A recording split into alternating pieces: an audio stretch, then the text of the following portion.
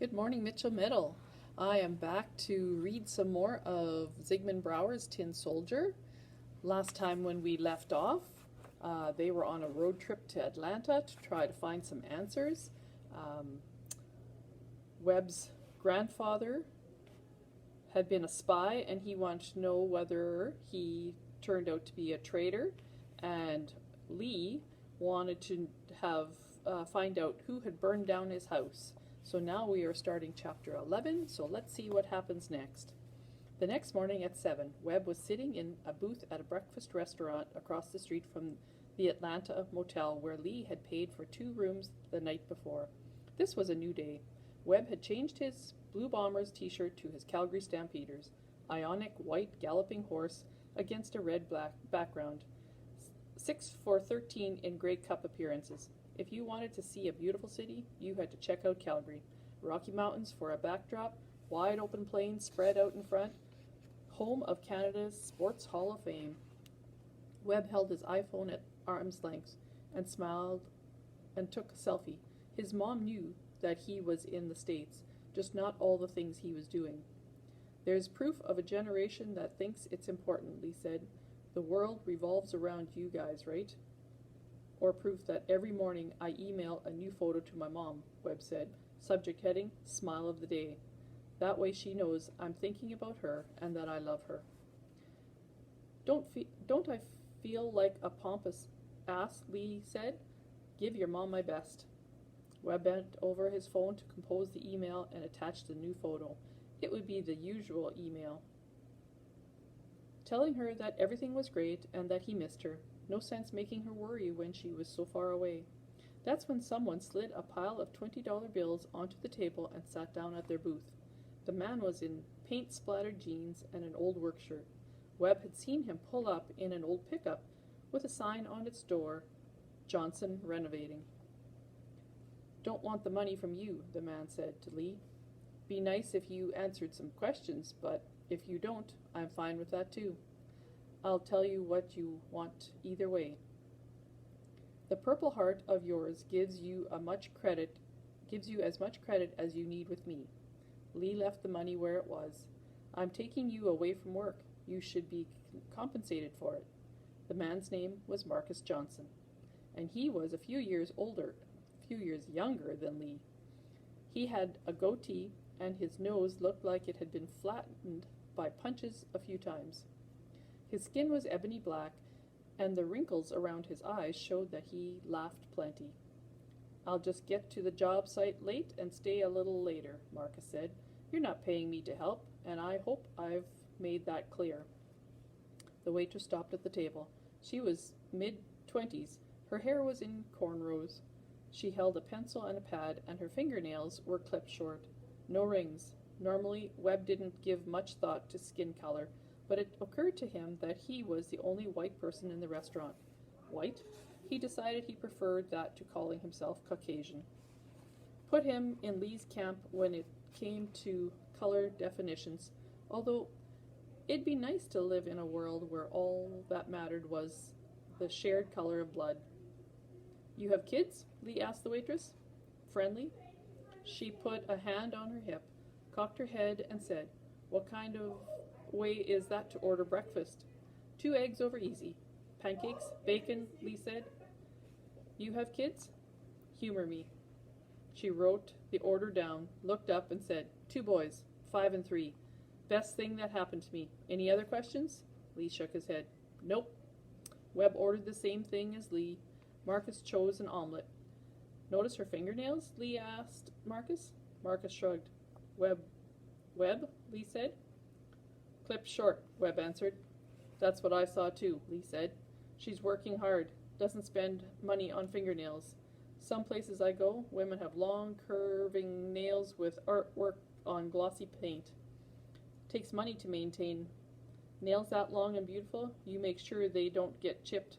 Means you're more worried about your nails than doing a good job. I see nails like hers cut short, tells me that for her, it's all about take-home pay for her 2 boys. That sounds about right. I'd rather hear about where you're going and why I'm here, Marcus said. Some girl on a motorcycle stops by my house last night and hands me an envelope with money as a thank you for my time and instructions to show up here at 7 a.m. and make sure nobody follows me. I'm more curious about that than what somebody does with their fingernails. Lee straightened out the 20s, but left them on the table.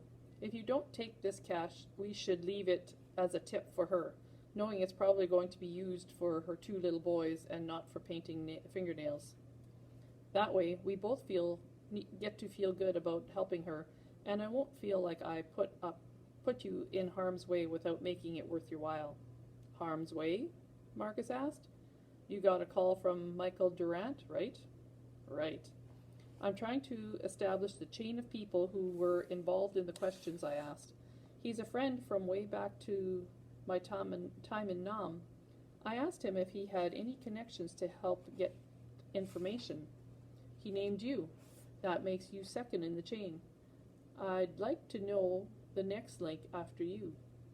Makes me a friend of a friend. Is what you're saying? Yeah, Durant told me he called you, wondering if you had any way of looking into the military background of 2 soldiers. Jesse Lockwood, Benjamin Moody. Durant was going to get back to me with what he learned from you, but stuff happened. Yeah, Marcus answered. He was upfront about it. Said it was a favor to you. Said you were a stand-up guy and did 3 years in Nam. Purple Heart. That was good enough for me. I told him I could ask someone I knew still in the military, and I did. The person you asked, the next link in the chain, you give him my name. I did. Saw no reason not to mention it. Michael Durant didn't make like it was secret. What's that got to do with making sure no one followed me here and putting me in harm's way? Someone burned down my house to get rid of the old identification cards. Marcus turned his head and stared out the restaurant window. Gray sky, a few drops of rain, not much to see except run-down storefronts, and the cheap motel where Webb and Lee had stayed the night before. But it didn't appear that Marcus was looking out the window for the view. He was thinking things through. Some reason, then, Marcus finally said, that those names are dangerous. Flagged in a military computer, maybe. Maybe, Lee said, by someone with enough juice to shut down my cell signals and tap my cell phone. You got a burner cell now? Marcus asked. Walmart special, Lee said. Doesn't mean that they can't tap your incoming calls. If they knew you were somewhere along the chain, they could be watching you and waiting for me and the kid here. Marcus gave a slow nod. That's why I got a message on a piece of paper from you instead of a call. If you followed my instructions, you made sure no one followed you, Lee said. We're both safe, off-grid. Fair enough, Marcus said. Thanks for covering me. Durant was right about you being a stand-up guy. Marcus gave Webb some attention for the first time since sitting down. How you involved? I'm the one who started it, Webb answered. I asked Lee if he could help me. That's how I'd like it to stay, Lee said to Marcus. You're helping me, not Webb here.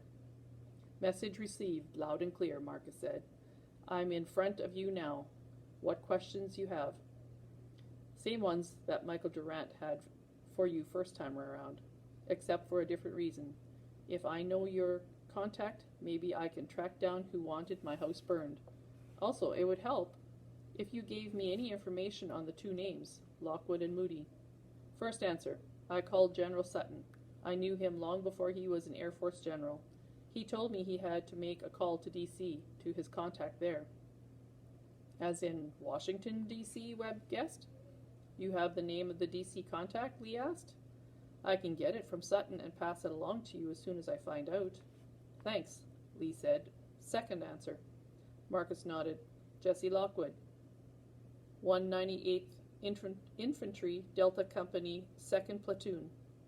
Shipped home in a body bag in 72. Was 19 at the time. Posthumous Bronze Star. Died in enemy fire while trying to evacuate 3 wounded. Saved the life of a soldier named Casey Gardner. Parents still alive? Mother gone. Father lives in Gainesville, Florida. Matt Lockwood, in his early 80s. Jesse's sister is Natasha Bartlett, lives in a place called Sandpoint, Idaho. Anything on Casey Gardner? Lee asked. Might be helpful to talk to him. He's officially listed as a deserter. No official trace of him since Vietnam. And Benjamin Moody? Lee asked. Here's what's strange, Marcus said. He's got a full military record right up to his time in Vietnam. He served until 72, but after that, he disappears from any computer records. No record of tax returns, no driver's license, no social security contributions, no death certificate. It's like the guy completely vanished. Lee tapped his spoon on the table as he gave it some thought. Then he asked, You had a chance to tell any of this to my buddy Michael? Nope, just got it last night. How about calling him later this morning and giving him all the information, Lee said. Make sure it sounds like neither of us had any idea what's going on. If your phone is tapped, that might give me a leg up, because they'll have no idea that I've already learned all this. Done. Thanks, Lee said. Lee slapped the table with a palm and stood and looked at Webb. Well, Lee said to him, let's head back to Tennessee. Webb looked back as they were leaving the restaurant. He saw the waitress fan the 20s in joy and disbelief as she stopped at the table to pick up her tip. Lee caught the look too and gave her a thumbs up so she'd know it wasn't a mistake. Short fingernails. That did say something, didn't it? Chapter 12. What did you think of Casablanca? Lee asked an hour into the road trip. You know, the movie? Lee sipped a coffee while Webb drove the Camaro. Cruise control set at 2 miles per hour above the speed limit. They were on Interstate 75 heading south and had just passed a sign that said Macon 10. The Georgia countryside in December looked good to Webb, greener than in Nashville, 5 hours north and plenty green compared to the gray city snow of Toronto. Webb loved the feel of the Camaro on the road and wished he could drive about 20 miles an hour faster. What do you think of Casablanca? Lee repeated, with no trace of impatience that Webb had ignored his question the first time. The night before, all alone in his motel room, Webb had watched Casablanca again on Lee's iPad before falling asleep. The actor, Humphrey Bogart, played the proprietor of a nightclub in Casablanca, a city in Morocco, on the African coast. Bogart got priceless letters of transit that would let refugees escape German control. Bogart sacrificed those letters to help the woman he loved leave with another man. Webb liked the line that Bogart said when he first saw her. Of all the gin joints in all the towns in all the world, she walks into mine. Casablanca? Webb said. Before I tell you what I think, maybe you should be more upfront with me. You told the guy in the restaurant we were headed back to Nashville to visit your buddy. That's north. I'm nearly out of patience waiting for you to tell us why we're heading south. Nice to see you're paying attention. No answer.